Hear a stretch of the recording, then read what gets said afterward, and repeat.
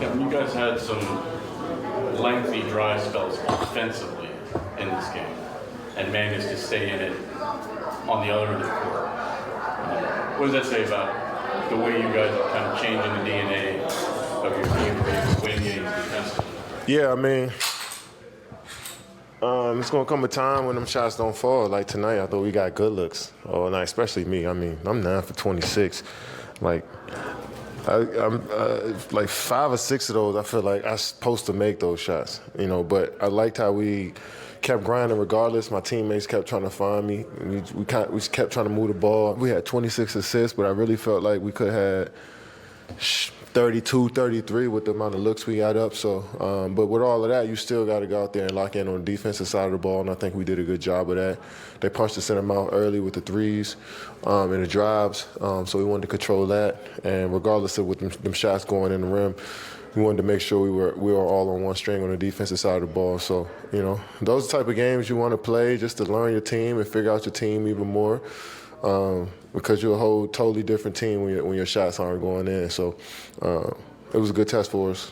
Kevin, to your point, you guys won a lot of different ways in the last month, but it's usually when you or Kyrie is rolling and the offense gets cooking. What does it mean to get a win like this when you guys aren't shooting the ball the way you want to and the way that you've been doing for the last few days? Yeah, I mean, it's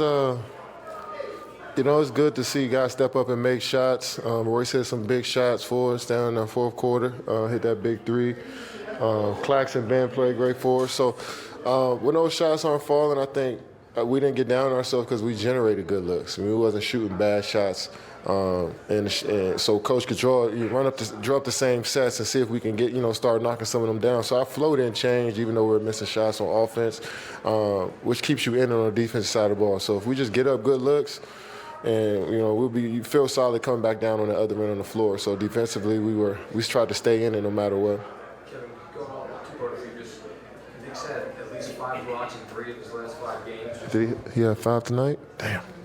What is he giving you on that, maybe especially? Was he going to have like a consistent rim protector like him do for you guys for the rest of the defense? It's great to have. It's a luxury to have, but you don't want to rely too much on that. We know Nick's going to be there, but you don't want to just give up driving lanes or not lock in one-on-one defensively. That's the thing. We want to make Nick's life easier and not, put too much pressure on him because he can get in foul trouble. You never know what can happen when you just let a guy go to the rim and expect one of our shot blockers to be there. So we got to make life easier for Nick, but even if we do get beat, we he's there for us and he's on top of the rim and he's making guys alter and change their shots, and so that's great for us. So we can make his life easier by keeping the ball in front too.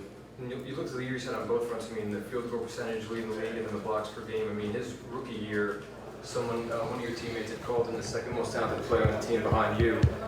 Now in Dallas, and you look at all the centers he's had to play behind and the injuries he's had. I mean, how much of this season did you guys see glimpses of over time? It was just a matter of him getting healthy, having an extended opportunity versus the development into that.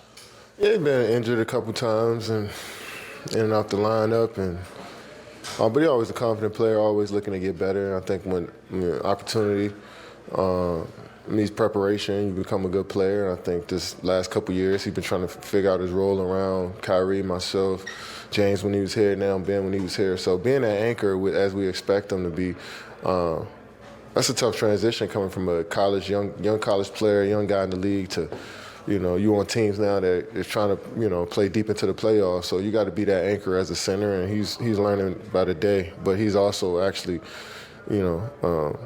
commanding a lot out there as a big, telling us where to be, speaking up on the switches, protecting the rim, rebounding the basketball. He's doing a lot for us. And TJ was obviously big for you guys, especially when some of those other shots weren't falling. Just in the month you guys have had him, Jacques said he feels like he's starting to make progress in terms of playing off you and Kai. Just what have you seen on that end? Yeah, just getting more comfortable with everybody. He scores the ball so easy, and sometimes when you scoring so easily, you want it to come around to you all the time. But we got a lot of guys that can get a basket here, so sometimes you might have to wait for your opportunities and a couple possessions, even if you made 2 or 3 in a row. And I think he's understanding that. And he came out tonight, hit a big 3 going into the fourth, had a nice reverse layup in the fourth quarter. He was just aggressive all night, and that's what we need from him. And sometimes coming off the bench and playing with high volume scores, you might not get the same opportunities to score the basketball, but he's one of those guys that can find his way, find the ball, and be efficient along the way. Kevin, you mentioned on Wednesday that you guys were constantly trying to climb back, and that was what didn't get you guys over the hump. To be down by 11 at half and to see you guys respond and to make those adjustments, how good is it to see you guys come off of Wednesday night and be able to do that, even though you guys didn't have a starting game? Yeah, it's huge. It was huge. You find yourself in the hole, and you don't want to give the other team even more momentum coming out the half. So I think our first few possessions were so important coming out the half, and we got stops, and we was able to get some scores in transition. I think I had a couple threes there off us getting stops. Guys got to the rim. So we don't want to be in that position of being down 11 and trying to fight our way back into the game. But if we are in that situation, we take a possession at a time and rely more on our defense than offense. What is it like playing with a guy like Kyrie who was just cold to start the game, couldn't find his rhythm, but you still went to him late and he was able to knock down those shots? I mean, I'm not going to stop passing him the ball if he's missing shots, So that's anybody on our team. You keep shooting. As long as we guarding up and playing together on the offensive end, it don't matter. The shots can go in. It's a make or miss league, It's the great teams. They still play their game on both ends regardless of the makes, you know what I'm saying? So I think we still move the ball. We still try to get our sets going. Defensively, we still try to be on one string. And, once we went through that cold spell, we was actually, make a couple shots. And, that's always good for a team when you can withstand, the cold shooting by playing solid defense and just playing hard.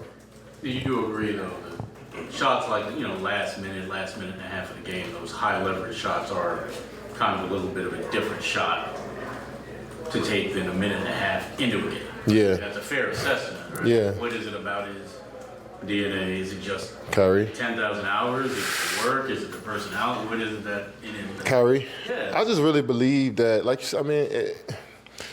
he approaches it like it's a minute into the game.